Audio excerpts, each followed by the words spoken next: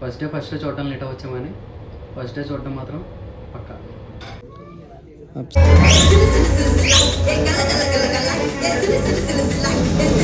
Finally Andhra king తాలూకు చూస్తాను అనమాట. ఆల్మోస్ట్ రివ్యూలు వస్తున్నాయి కాబట్టి నా ఒపీనియన్ అంటే చెప్తా.